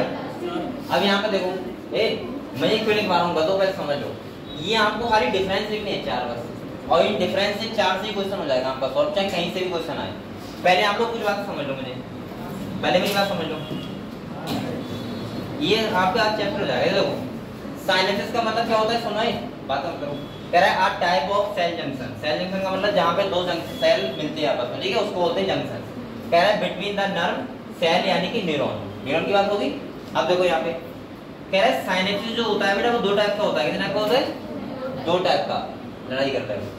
एक होता है इलेक्ट्रिकल, एक होता है केमिकल। इलेक्ट्रिकल का मतलब होता है कि वहां पे देखो 2 न्यूरॉन्स जो होते हैं, आप लोग बताओ बेटा, यहाँ पे कह रहा है एक होता है कौन सा टाइप, इलेक्ट्रिकल, और एक कौन सा होता है। तो मैं बस खाली इलेक्ट्रिकल और केमिकल के डिफरेंस पता होने चाहिए, यहाँ से क्वेश्चन आपका आराम से हो जाएगा, ठीक है। क्या देखो यहाँ पे बताओ ये क्या होगा, ये साइनेप्टिक नोड है ना, हाँ भाई तो होगा। और ये क्या है बेटा, डेंड्राइट, किसकी, दूसरे न्यूरॉन की। और ये क्या है, पहला वाला प्री साइनेप्टिक, और ये कौन सा है, पोस्ट साइनेप्टिक। समझ गए, यानी कि मैं बोल सकता हूँ ये वाला कौन सा है, प्री साइनेप्टिक न्यूरॉन, और ये वाला कौन सा है बेटा, पोस्ट साइनेप्टिक न्यूरॉन। ये बात समझे आप लोग। यहाँ देखो अगर मैं इसे इधर बनाऊं तो आप लोग बताओ, ये हो जाएगा साइनेप्टिक नोड, इसके बाद ये क्या हो जाएगा, डेंड्राइट। क्या हो जाएगा, तो ये डेंड्राइट किसका है बताओ, डेंड्राइट सही है पोस्ट साइनेप्टिक न्यूरॉन का, यानी कि साइनेप्सिस से बात पालेगा, ठीक है। तो ये हो जाएगा पोस्ट साइनेप्टिक न्यूरॉन, ठीक है। और ये वाला कौन सा होगा, प्री साइनेप्टिक, समझ गए। और यहाँ पे देखो, यहाँ पे यही वही सिस्टम है, ठीक है। फिर से यहाँ पे ये क्या है, साइनेप्टिक नोड, और ये क्या है बेटा, डेंड्राइट। यहाँ पे डिफरेंस आपको देखो क्या है बस, ठीक है। जो इलेक्ट्रिकल वाला होता है, इलेक्ट्रिक वाला कौन सा होता है, इलेक्ट्रिकल वाला, यहाँ पे कह रहा है, यहाँ पे साइनेप्टिक क्लेफ्ट जो होता है वो ऑलमोस्ट एब्सेंट होता है, यानी कि बहुत कम होता है। और जो केमिकल वाला होता है वहां पे साइनेप्टिक क्लेफ्ट क्या होता है, प्रेजेंट। अगर मैं बताऊं आपको तो यहाँ पे होता है 0.2 नैनोमीटर, और यहाँ पे कितना होता है बेटा, 20 नैनोमीटर। समझ गए आप लोग, इतना डिफरेंस होता है। यानी साइनेप्टिक क्लेफ्ट का मतलब है गैप, बीच में दो डेंड्राइट्स और साइनेप्टिक नोड के बीच का गैप है। दूसरा देखो, कह रहे हैं आप लोग बताओ, जब ये इलेक्ट्रिकल है तो क्या यहाँ पे न्यूरोट्रांसमीटर की जरूरत पड़ेगी, नहीं ना। तो यहाँ पे लिखा है neurotransmitter not required for the transmission of impulse across it, और यहाँ पे कह रहा है न्यूरोट्रांसमीटर रिक्वायर्ड, और इसका नाम क्या होता है, एसिटाइलकोलिन। क्या होता है, ये लिखा भी मैंने साइड से है, एन कट गया यहाँ, एसिटाइलकोलिन, ठीक है। अगले देखो, ये वाला जो होता है बेटा, ये वाला इलेक्ट्रिकल, ये होता है बाई डायरेक्शनल। बाई डायरेक्शनल मतलब दोनों डायरेक्शन में क्या हो सकता है, इम्पल्स ट्रांसमिट हो सकती है। लेकिन ये कैसा होता है बेटा, यूनि डायरेक्शन, और वो भी कैसे, एक्सॉन डेंड्राइट्स, एक्सॉन से डेंड्राइट, समझ गए। हम लिखा भी एक्सॉन टू द डेंड्रॉन। और अगले कह रहा है ये फास्टर होता है, ये कैसा होता है, ये चार डिफरेंस बस याद कर लेना, इलेक्ट्रिकल में और केमिकल में, और आपको कुछ याद ना करो चलेगा, ठीक है। तो आप लोग सिंपल सा ऐसा करो, यहाँ पे लिखो साइनेप्सिस, और दोनों में डिफरेंस लिखो, जो भी लिखो वो लिखो अपनी इच्छा से।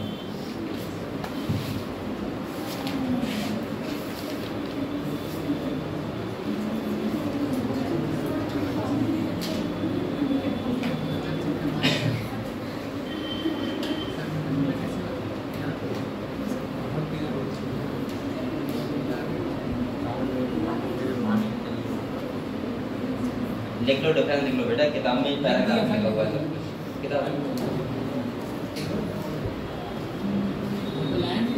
बेटा लास्ट टॉपिक है चैप्टर का, ठीक है। इसके बाद चैप्टर खत्म हो जाएगा, तुम डेली आएगा, ठीक है। वो वाली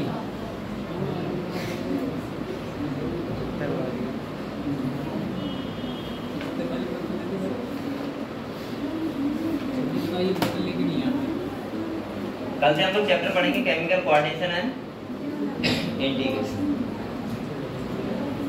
ये आप लोगों को चार डिफरेंस है जो यहाँ पे, ये गैप का ध्यान रखना।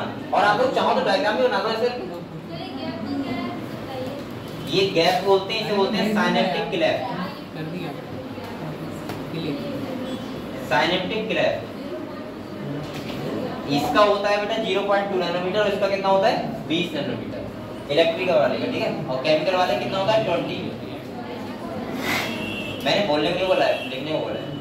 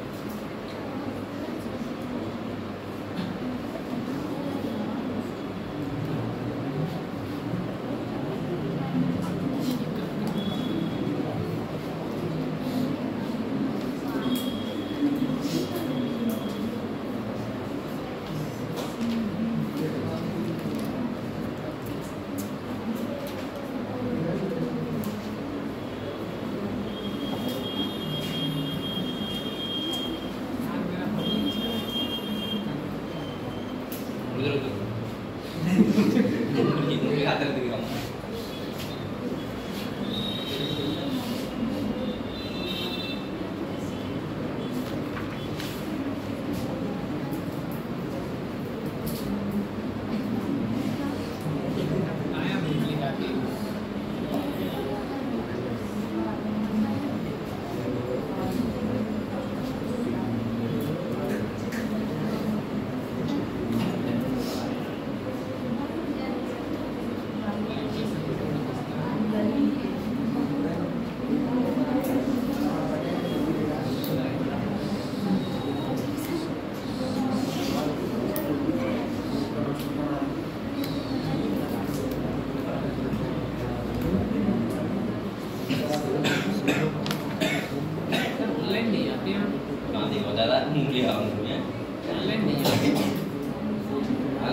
कहाँ चलेगा सर ऑनलाइन?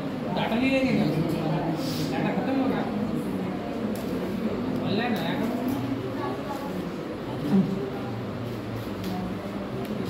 देख रहे हो आराम से?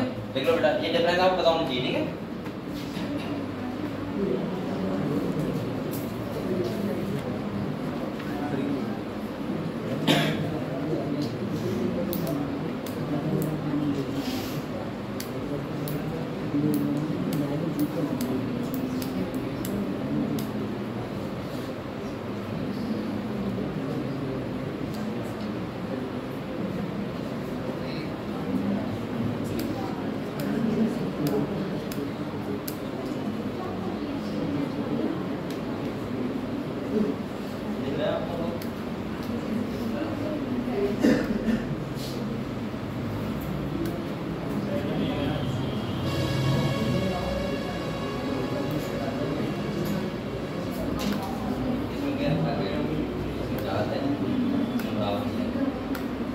छोटा बड़ा नहीं है, बराबर है, साइज बराबर है, गैप में होता है।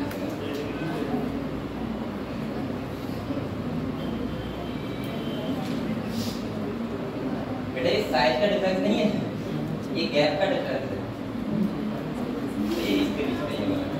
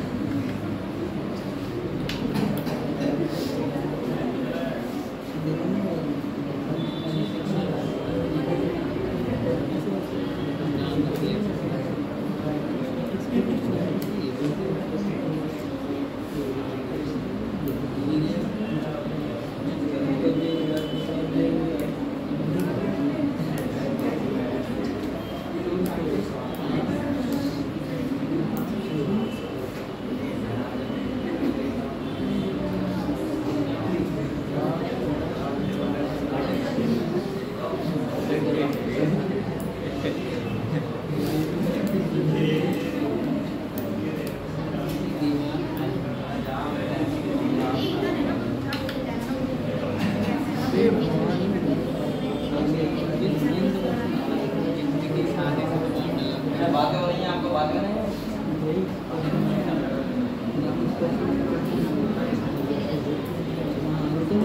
यस खाना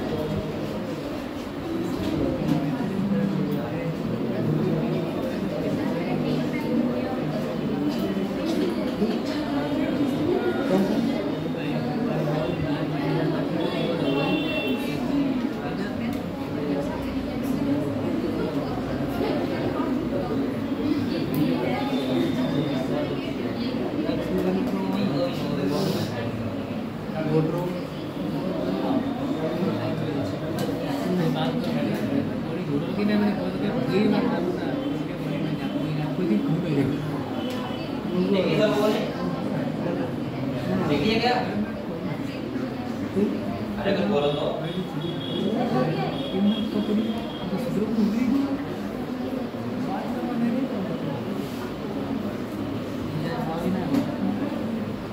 बेटा लिख लिया आप लोगों ने ये अगले देखो हटाऊं से क्या और क्या हटा अभी लिख रही हो और क्या हटा दो यार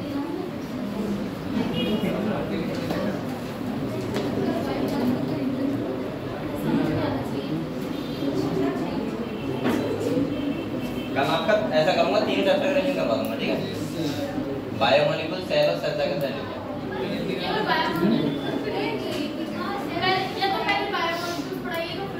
पढ़ा 30 मिनट में बायोमोलिक्यूल 30 मिनट में सेल और 30 मिनट में सेल साइकिल सेल गारंटी मेरी है ना आपको याद करवाने की पूरा लेकिन पढ़ के आना आपको ठीक है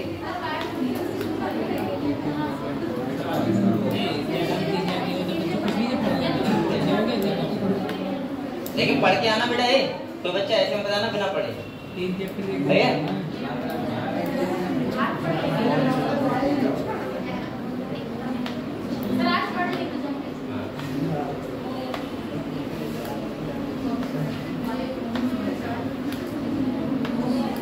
सब लोगों ने लिख लिया बेटा अब यहाँ पे किसी और देखो ये फिर मैं किताब से थोड़ा दिखा रहा हूँ आपको किताब से बता रहा हूँ इधर देखो बेटा यहाँ पे कह रहा है chemical synapses the common type of synapses यानी केमिकल सिनेप्सिस होता है वो हर जगह होता है अलग अलग और कह रहा है जो इलेक्ट्रिकल सिनेप्सिस क्या होता है बहुत कम पाया जाता है हमारी बॉडी में ये पॉइंट लिखो तो लिख लो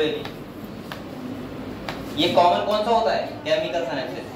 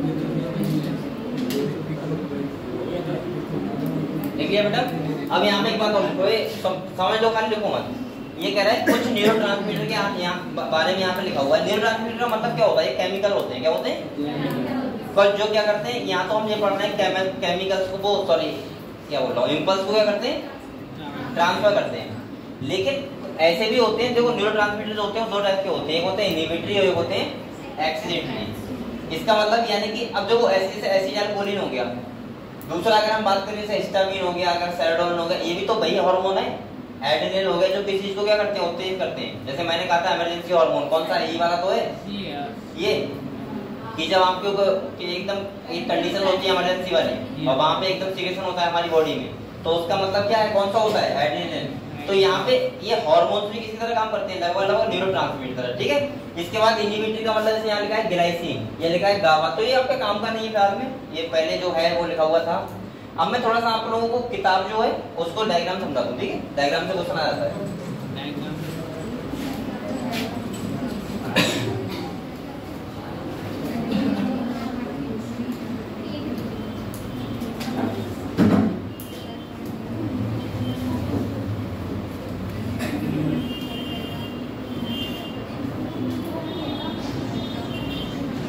ये वाला डायग्राम तो आपको आता होगा बहुत अच्छे से। ठीक है, ये तो आएगा भी नहीं।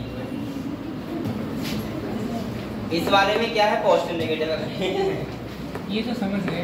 और अब आप लोग ये वाला लास्ट समझ लो, एक डायग्राम और है ये वाला, ये कभी पेपर में आता है ना, और इसका लेबलिंग पूछता है वो कि लेबलिंग बता दो। देखो यहाँ पे क्या है, ये यहाँ पे एक साइनेप्सिस शो कर रहा है, क्या कर रहा है, साइनेप्सिस। यहाँ पे देखो बेटा, देखो आप लोग बताओ बेटा, यहाँ पे देखो ये क्या है, ये क्या है, एक्सॉन, क्या है, और ये कौन सा एक्सॉन है बताओ, पेरीसाइनेप्टिक न्यूरॉन या न्यूरॉन का एक्सॉन। ठीक है, तो आप लोग यहाँ पे लिख लो एक बात और, पेरीसाइनेप्टिक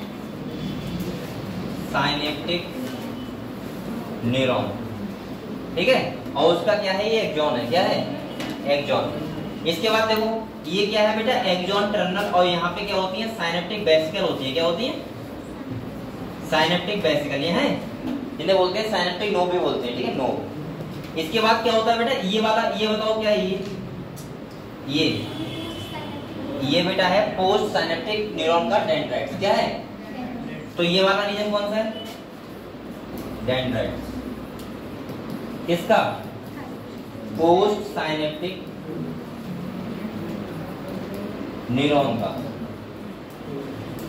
उसके बाद देखो यहाँ पे कह रहा है बेटा, ये देखो ये कह रहा है पेरीसाइनेप्टिक मेम्ब्रेन है, ये साइनेप्टिक क्लेफ्ट है, जो बीच का गैप होता है वो कौन सा है, ये वाला। और यहाँ पे कह रहा है ये क्या है, पोस्ट साइनेप्टिक मेम्ब्रेन है, और ये क्या है, रिसेप्टर। रिसेप्टर का मतलब होता है रिसीव करने वाले। ठीक है, और दूसरा यहाँ पे कह रहा है साइनेप्टिक वेसिकल है, और ये क्या है, एक्सॉन टर्मिनल। और इस डायग्राम में क्या है, और ये भरा हुआ है वो क्या है, न्यूरोट्रांसमीटर, क्या है, ये न्यूरोट्रांसमीटर रिलीज होता है, और यहाँ पे दूसरी मेम्ब्रेन में क्या करता है, एक्शन पोटेंशियल जनरेट करवा देता है। ठीक है, तो यहाँ पे ये बताया गया है बस, और क्या चाहिए बताओ, क्लियर, क्लियर सवाल पेपर में कुछ होना हुआ है, ऐसा देखो यहाँ क्लियर हो गया, ये लिख रहे थे आप, देखो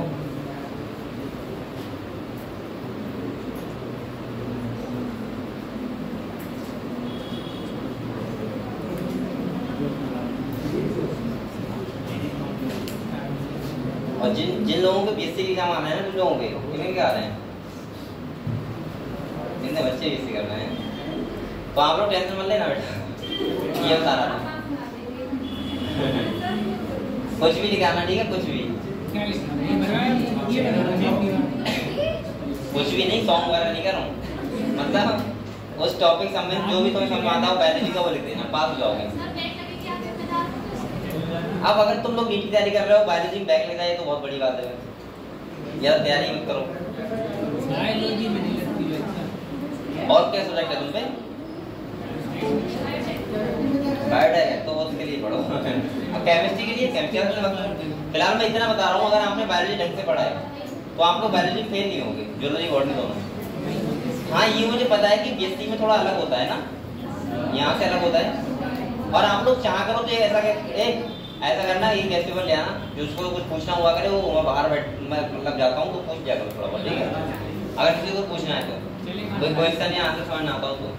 अब ऐसा नहीं कल को सब बच्चे उतर आ जाओ, एक एक करके मैं 15-20 मिनट से दिया करूँगा आपको, ठीक है। अब ऐसा तो मैं घर आके पढ़ाऊंगा तुम लोगों को, बकाया तो आपको ही पढ़ना है, ऑनलाइन